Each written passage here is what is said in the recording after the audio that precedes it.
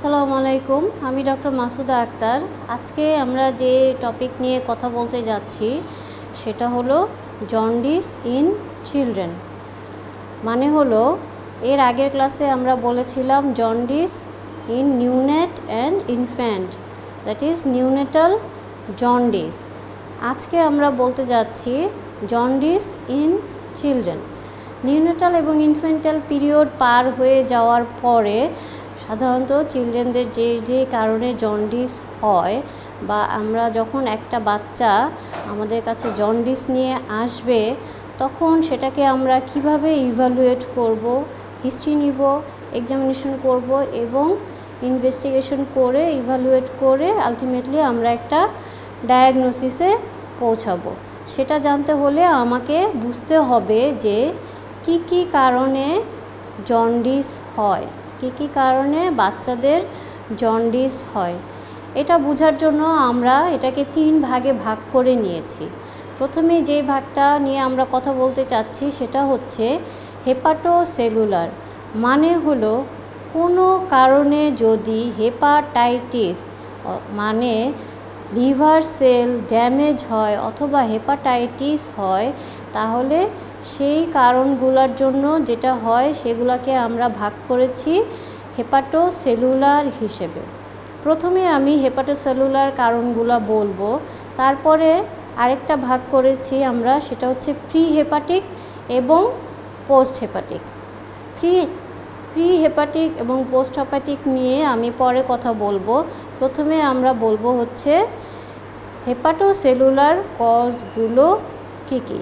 Hepatocellular cause যদি আমরা বলতে যাই তাহলে আমাকে বুঝতে হবে যে জন্ডিস মানে হচ্ছে বিলিরুবিন নিয়ে লিভার সেলের আসলে কি ফাংশন, লিভার সেল কোন পর্যায়ে কি কাজ করে। এখানে আমরা এই ডায়াগ্রামে দেখতে পাচ্ছি এটা হচ্ছে একটা হেপাটোসাইট, এখানে একটা রিসেপ্টর আছে, এখানে আনকনজুগেটেড বিলিরুবিন এসে বাইন্ড করলো, তারপরে কি হয় এই সারফেস দিয়ে লিভার সেলের ভিতরে ঢুকে এটা কি হবে, কনজুগেশন হবে। কনজুগেশন হবে কি দিয়ে আমরা জানি, গ্লুকুরোনাইল ট্রান্সফারেজ যে এনজাইমটা আছে সেটা হচ্ছে লিভার সেলের এন্ডোপ্লাজমিক রেটিকুলামে আনকনজুগেটেড বিলিরুবিনটাকে কনজুগেশন করে। এখন কোনো কারণে যদি এই liver enzyme glucuronyl transferase enzyme deficiency থাকে অথবা অ্যাবসেন্ট থাকে, অথবা কোনো কারণে লিভার সেল ড্যামেজের কারণে এনজাইমটা কাজ করতে পারছে না, তখন বিলিরুবিন কনজুগেশন হবে না। এরপরে যদি এখানে কোনো সমস্যা না থাকে তাহলে কনজুগেশন হলো ধরে নিলাম। এরপরে এই লিভার সেল থেকে এই সারফেসের মাধ্যমে ক্যানেলিকুলার সারফেস দিয়ে, হেপাটোসাইটের ক্যানেলিকুলার সারফেস দিয়ে বিলিরুবিন কি হবে, কনজুগেটেড বিলিরুবিনটা ড্রেনেজ হবে in the biliary canaliculi, then right and left hepatic duct, তারপরে common hepatic duct, cystic duct, common bile duct, তারপর হচ্ছে অ্যাম্পুলা অফ ভেটার অ্যান্ড এখানে আসছে প্যানক্রিয়াটিক ডাক্ট। সব শেষে এটা ওপেন হচ্ছে second part of the duodenum. যদি লিভার সেলে কোনো সমস্যা থাকে তাহলে সেটা কি করবে, হয় আপটেক করতে পারবে না, অথবা কনজুগেশন করতে পারবে না, অথবা কনজুগেশন করলো কিন্তু সেটা বিলিয়ারি ক্যানেলিকুলাইতে ড্রেনেজ করতে পারবে না। এই 3টা হচ্ছে মূল কারণ। এখন হেপাটোসেলুলার ইনজুরি কি কারণে হতে পারে।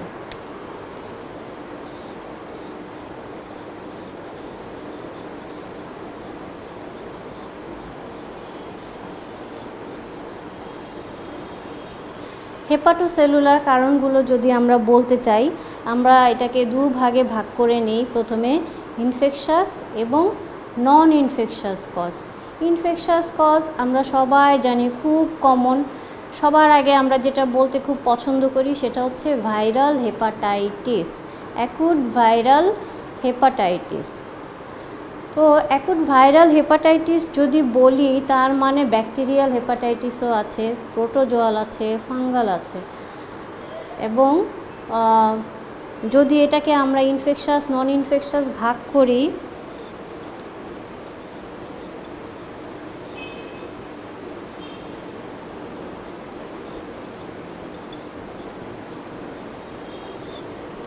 প্রথমেই আসবে ভাইরাল, যেটা আগেই বললাম কমন সবাই আমরা বলি অ্যাকুট ভাইরাল হেপাটাইটিস। এই ভাইরাল হেপাটাইটিস আবার দু ধরনের হতে পারে। একটা হতে পারে কি দিয়ে, আমরা সবাই জানি হেপাটোট্রপিক ভাইরাস, যার মূল টার্গেট অর্গান হচ্ছে লিভার, এবং কিছু নন হেপাটোট্রপিক ভাইরাসও আছে যেটা হচ্ছে অন্যান্য অর্গানকেও এফেক্ট করবে এবং সাথে লিভারকেও এফেক্ট করবে। হেপাটোট্রপিক ভাইরাসকে আমরা বেশি গুরুত্ব দিই। হেপাটোট্রপিক ভাইরাস কী কী আছে আমরা জানি।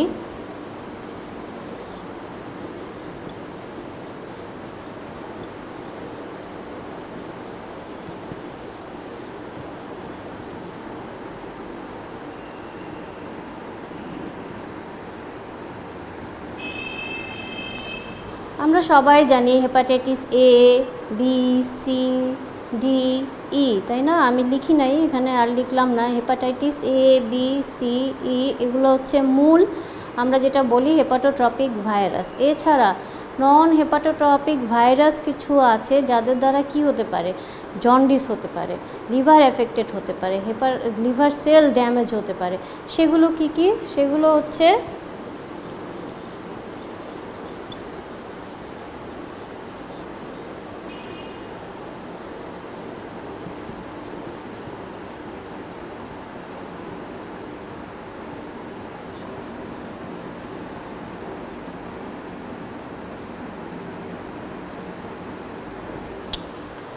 সেগুলোর মধ্যে প্রধান হচ্ছে এপস্টেন বার ভাইরাস এবং সাইটোমেগালো ভাইরাস। এগুলো আমাদেরকে মনে রাখতে হবে, এপস্টেন বার ভাইরাস এবং সাইটোমেগালো ভাইরাস। তাহলে আমরা ভাইরাল কজের মধ্যে দেখলাম দুই ভাগে ভাগ করলাম, একটা হচ্ছে হেপাটোট্রপিক ভাইরাস, নন হেপাটোট্রপিক ভাইরাস। হেপাটোট্রপিক ভাইরাসের মধ্যে hepatitis A, B, C, D, E, এবং হচ্ছে নন হেপাটোট্রপিক ভাইরাসের মধ্যে এপস্টেন বার ভাইরাস এবং সাইটোমেগালো ভাইরাস। এবার আসো ব্যাকটেরিয়াল।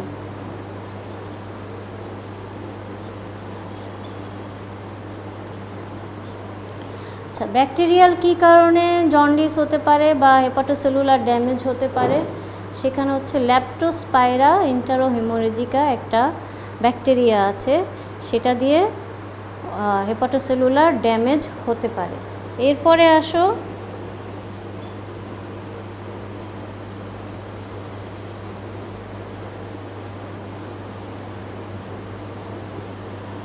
প্রোটোজোয়া। মেনলি আমরা হচ্ছে ভাইরাল, ব্যাকটেরিয়াল এবং প্রোটোজোয়াল বলবো। প্রোটোজোয়ার মধ্যে আমরা জানি অ্যামিবা আছে, এবং আরেকটা খুব কমন যেটা দিয়ে হেপাটোসেলুলার ড্যামেজ হয় সেটা হচ্ছে টক্সোপ্লাজমোসিস।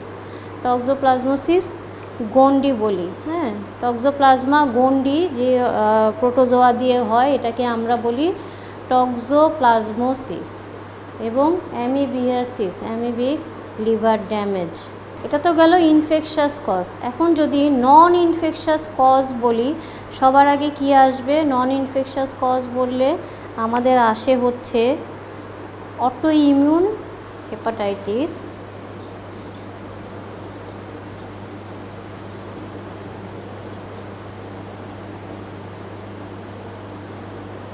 নন ইনফেকশাসের মধ্যে আসবে auto immune hepatitis, some drugs, toxins, এরপরে আসবে হচ্ছে metabolic disorders. Auto immune hepatitis 1 number.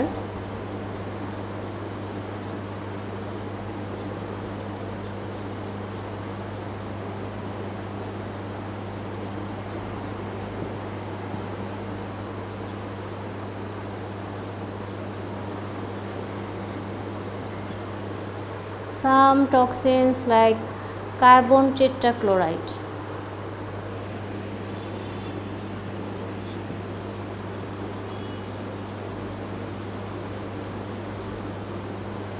এরপরে হচ্ছে ড্রাগস। ড্রাগস আমাদের খুবই ইম্পর্ট্যান্ট, কারণ হচ্ছে কোন কোন ড্রাগ দিয়ে হেপাটোসেলুলার ড্যামেজ হয় সেগুলো যদি আমরা না জানি তাহলে সেটার রেশনাল ইউজ করতে পারবো না।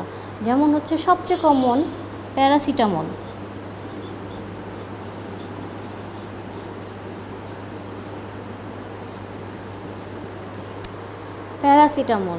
এছাড়া কি আছে?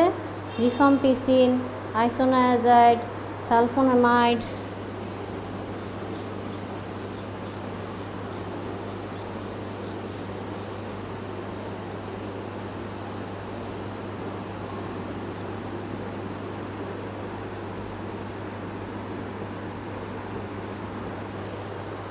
তাহলে ড্রাগসের মধ্যে কমন যেগুলো আমরা প্রায় ইউজ করি, প্যারাসিটামল খুব বেশি ইউজ করা হয়।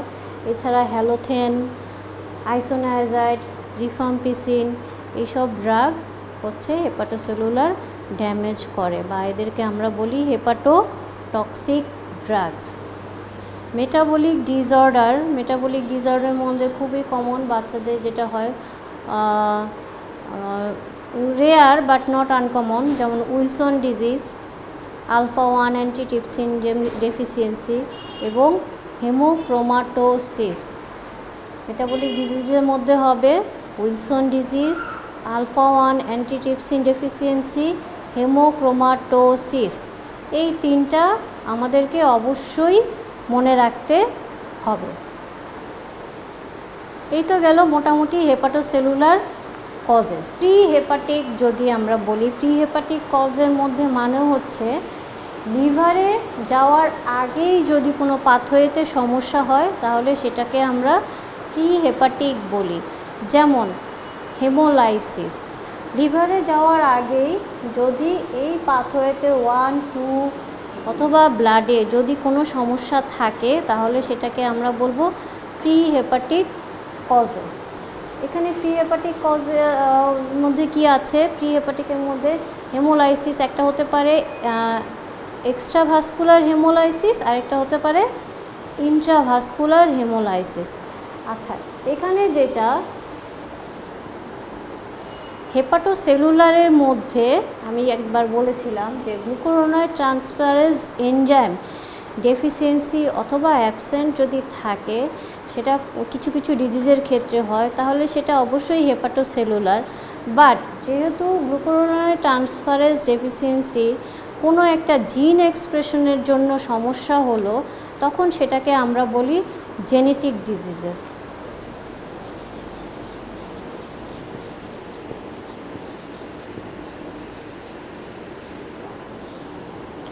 কিছু কিছু জেনেটিক ডিজিজে যেটা হচ্ছে এই জিন গ্লুকুরোনাইড ট্রান্সফারেজের জিনটা এক্সপ্রেশনের সমস্যা হয়, যে কারণে হচ্ছে লিভারে বিলিরুবিন কনজুগেশন হতে পারে না, সেটাকে আমরা জেনেটিক ডিজিজ বলছি।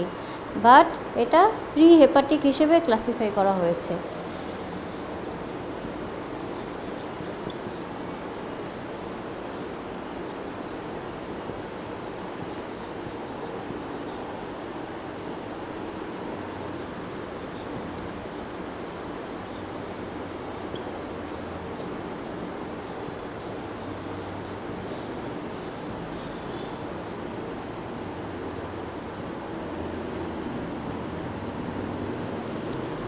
গিলবার্ট সিনড্রোম এবং ক্রিগলার-নাজার সিনড্রোম সবাই জানি, তাই না? মুখস্থ খুব করি যে গিলবার্ট সিনড্রোম এবং ক্রিগলার-নাজার সিনড্রোম, এই জিটি ডেফিসিয়েন্সি 3 ধরনের হতে পারে।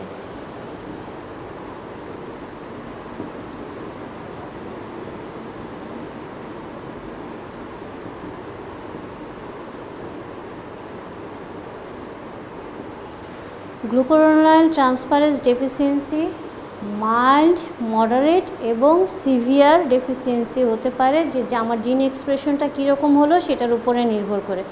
যখনই মাইল্ড ডেফিসিয়েন্সি হবে, mild deficiency of glucuronide transferase, তখন সেটাকে আমরা বলবো গিলবার্ট সিনড্রোম।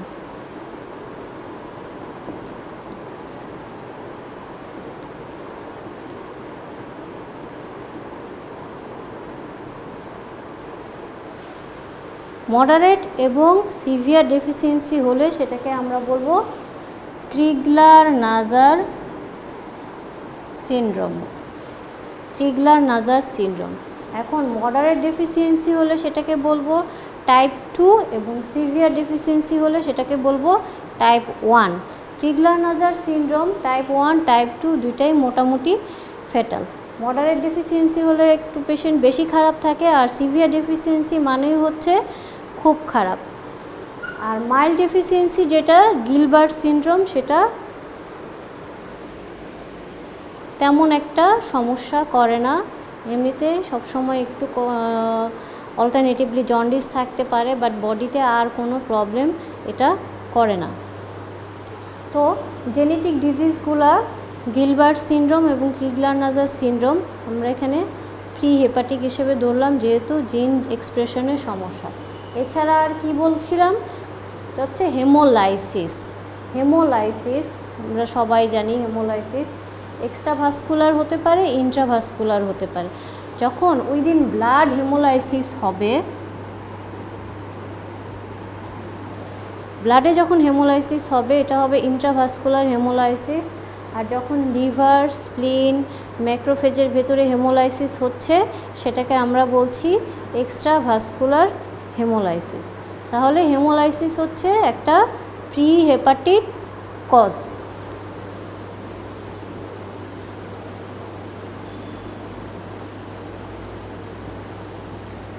এই হেমোলাইসিসটা আমার কি কি কারণে হতে পারে? কমনলি বাচ্চাদের যেটা হয় থ্যালাসেমিয়া। হ্যাঁ, আমরা সবাই জানি থ্যালাসেমিয়া, স্ফেরোসাইটোসিস। আর কি কারণে হতে পারে? Auto immune haemolytic anaemia.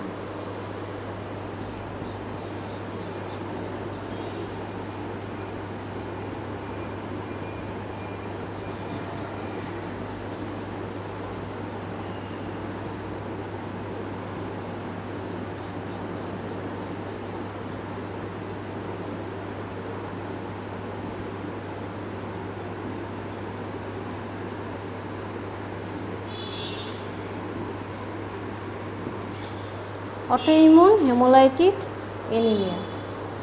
এখন আসি আমরা পোস্ট হেপাটিক কজে।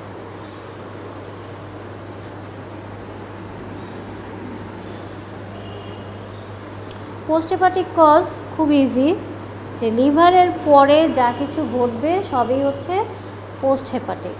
যদি এখানে ড্রেনেজের সমস্যা হয় সেটা পোস্ট হেপাটিক, যদি এখানে ড্রেনেজের সমস্যা হয় তাহলে সেটা পোস্ট হেপাটিক, এখানে হয়, যে কোনো জায়গায় হতে পারে, অথবা এখানেও হতে পারে।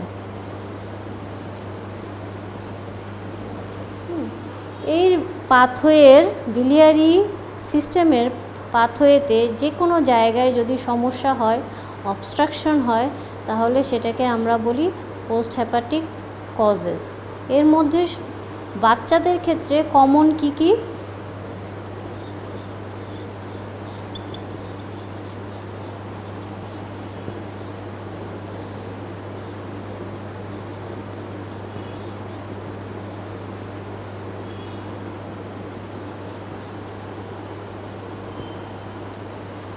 বাচ্চাদের ক্ষেত্রে কমন বিলিয়ারি অ্যাট্রেসিয়া। অ্যাট্রেসিয়া মানে হচ্ছে কনজেনিটালি বিলিয়ারি ট্রি যদি ওয়েল ডেভেলপড না হয়, অ্যাট্রেসিয়া থাকে, বিলিয়ারি ট্রি যে কোনো জায়গায় অ্যাট্রেসিয়া থাকে, তাহলে এই পাথওয়েতে সমস্যা হবে, বিলিরুবিন ড্রেনেজ হতে পারবে না। তাহলে নাম্বার 1 হচ্ছে বিলিয়ারি অ্যাট্রেসিয়া।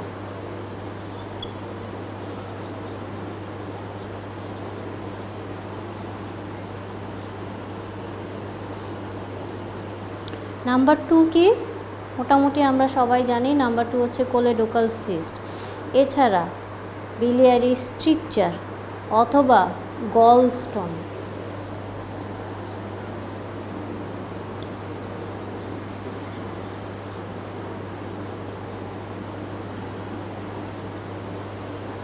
গল স্টোন যদি থাকে। এছাড়া আরও কি থাকতে পারে? বাচ্চাদের ক্ষেত্রে একটা ওয়ার্ম আছে, এই ওয়ার্ম গিয়ে এখানে অবস্ট্রাকশন করে, গিয়ে এখানে ড্রেনেজ সিস্টেমে বাধা দেয়। সেই ওয়ার্মটা কি? সেই ওয়ার্মটা হচ্ছে অ্যাসকারিস লাম্ব্রিকয়েডস। এই গেল আমাদের মোটামুটি জন্ডিসের কজ। এখন আমি কিভাবে ইভালুয়েট করব যে একটা বাচ্চার জন্ডিস হলো, এটা কি হেপাটোসেলুলার, এটা কি ডিউ টু হেমোলাইসিস অর এটা কি ডিউ টু অবস্ট্রাকশন। প্রথমে যদি হেমোলাইসিসে আসি, হেমোলাইসিস যদি জন্ডিসটা হেমোলাইসিসের কারণে হয়, either intravascular or extravascular haemolysis, তাহলে আমার কি থাকবে, হেমোলাইসিসের ফিচার থাকবে। হেমোলাইসিসের ফিচার কি কি আমরা পাবো, হিমোগ্লোবিন লেভেল কমে যাবে, আরবিসি কমে যাবে, টোটাল বিলিরুবিন বেড়ে যাবে, সেটা মেনলি আনকনজুগেটেড বিলিরুবিন। এছাড়া হেমোলাইসিস হলে বোন মেরো একটা রেসপন্স হবে, যে কারণে কি হবে,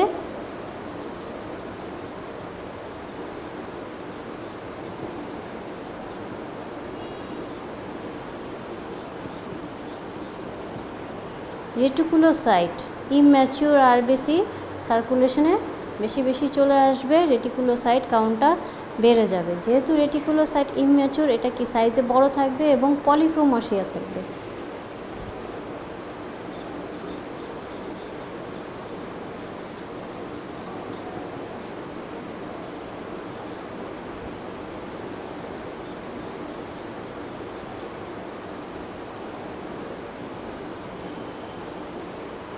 ম্যাক্রোসাইটস থাকবে এবং পলিক্রোমাসিয়া থাকবে।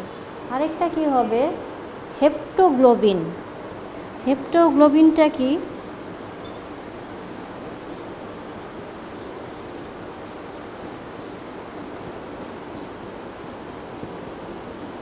হেপ্টোগ্লোবিন যেটা বিলিরুবিনকে বাইন্ড করে, সেই বিলিরুবিন যখন ফ্রি হিমোগ্লোবিন যখন বেশি বেড়ে যাবে, হিমোগ্লোবিনকে বাইন্ড করার জন্য হেপ্টোগ্লোবিন চলে আসবে এবং হেপ্টোগ্লোবিনের পরিমাণটা কমে যাবে।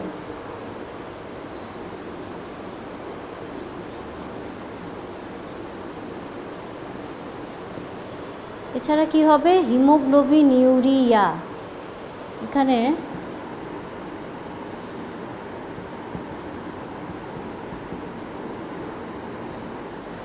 যে হিমোগ্লোবিনটা আসবে, নর্মালি আমরা জানি হিমোগ্লোবিন টেট্রামার, এখানে যে হিমোগ্লোবিনটা আসবে সেটা ডাইমার থাকবে এবং সেটা ইজিলি কিডনি টিউবুলের মাধ্যমে পাস করে যাবে। তাহলে ইউরিনে আমরা হিমোগ্লোবিন পাবো, হিমোগ্লোবিনিউরিয়া। তাহলে এই মোটামুটি হেমোলাইসিসের ফিচার।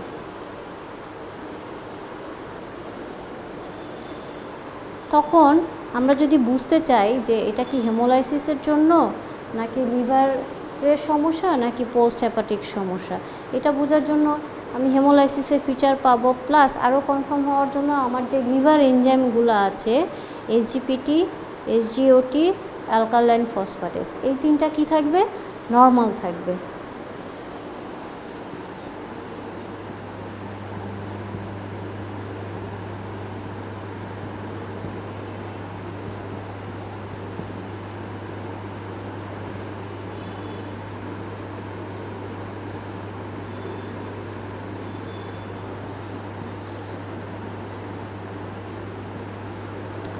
পিটি মানে প্রথম মিন টাইম, সেটাও নর্মাল থাকবে। সেরাম অ্যালবুমিন অবশ্যই নর্মাল থাকবে। সেরাম অ্যালবুমিন আমরা তখন করব যখন এটা ক্রনিক কেস হবে। ক্রনিক কেস হলে কি হবে, সেরাম অ্যালবুমিনটা কমে যাবে, আর ইনিশিয়ালি প্রথম মিন টাইমটা প্রলংড হয়ে যাবে যদি হেপাটোসেলুলার কজ হয়।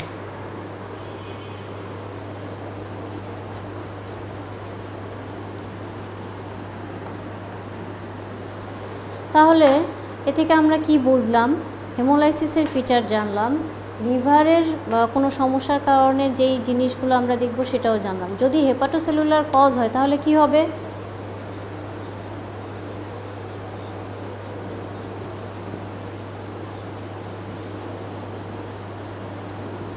এসজিপিটি, এসজিওটি বেড়ে যাবে।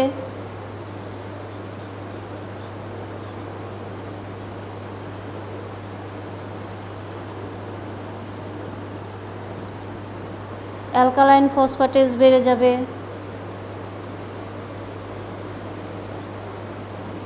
সিনথেটিক ফাংশন হ্যাম্পার হওয়ার কারণে প্রথমবিন টাইম প্রলংড হবে।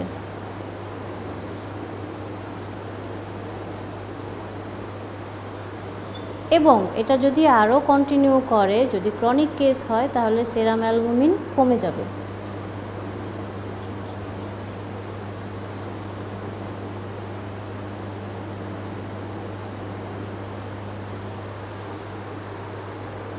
এখন আমরা বুঝতে পারছি প্রি হেপাটিক কজে আমরা কিভাবে ইনভেস্টিগেশন করব। যদি পোস্ট হেপাটিক কজ হয় তাহলে আমরা কিভাবে বুঝবো? প্রথমে আমাকে জানতে হবে যে বিলিয়ারি ট্রিতে কোনো অবস্ট্রাকশন আছে কিনা। সেটা বোঝার জন্য আমার সবচেয়ে সহজ পরীক্ষা হলো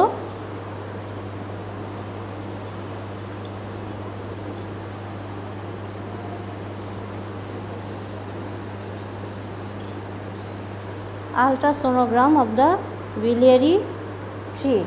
যদি আমি আলট্রাসোনোগ্রাম করে দেখি বিলিয়ারি ট্রিতে কোনো সমস্যা নেই, তাহলে আমি বুঝবো এখানে কোনো অবস্ট্রাকশন নেই। যদি অবস্ট্রাকশন থাকে সেটা ইন্ট্রাহেপাটিক নাকি এক্সট্রা হেপাটিক। যদি এই এরিয়াতে ডাইলেশন থাকে তাহলে আমি বুঝবো এক্সট্রা হেপাটিক। আর এখানে যদি সমস্যা থাকে, ডাইলেশন থাকে, তাহলে আমরা সেটা বুঝবো যে এটা ইন্ট্রাহেপাটিক। তাহলে আলট্রাসোনোগ্রাম দিয়ে আমরা ইজিলি বুঝতে পারছি লিভার ইকোজেনিসিটিটা কেমন, অথবা বিলিয়ারি ট্রি ডাইলেটেড কিনা।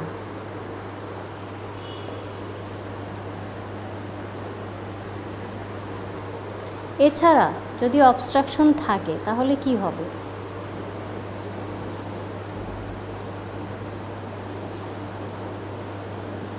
কনজুগেটেড বিলিরুবিনটা অনেক বেশি বেড়ে যাবে।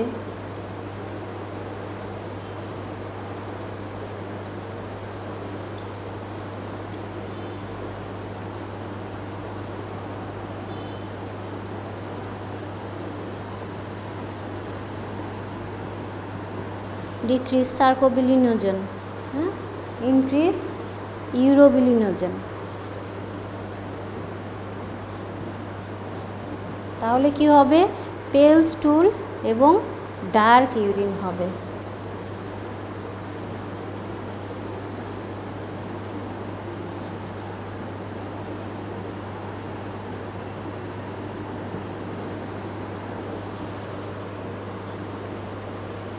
এছাড়া এই সারফেসে যে এনজাইমগুলো আছে, যেমন গামা গ্লুটামিল ট্রান্সফারেজ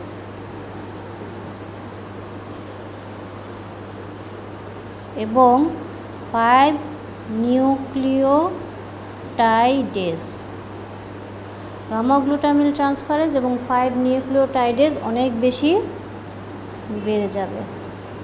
এখানে এসজিপিটি এসজিওটি রেইজ করবে, বাট এগুলার চেয়ে কম। তাহলে আমার মোটামুটি অবস্ট্রাকটিভ জন্ডিসও বোঝা হয়ে গেল।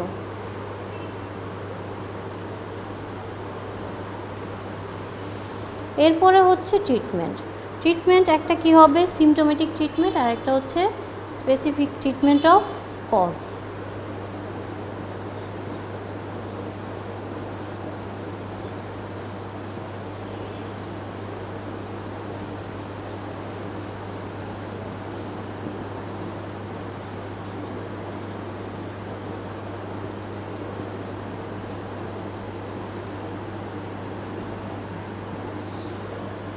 স্পেসিফিক ট্রিটমেন্ট অফ কজ, আমার মেন উদ্দেশ্য হবে treatment of cause. But symptomatic treatment আমরা সাধারণত কি দেই?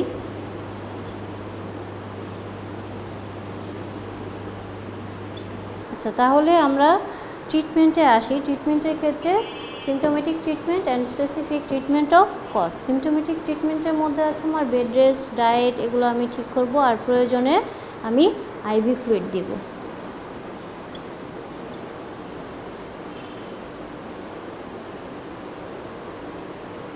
আজকের মতো আলোচনা এখানেই শেষ করছি। সবাইকে ধন্যবাদ। আল্লাহ হাফেজ।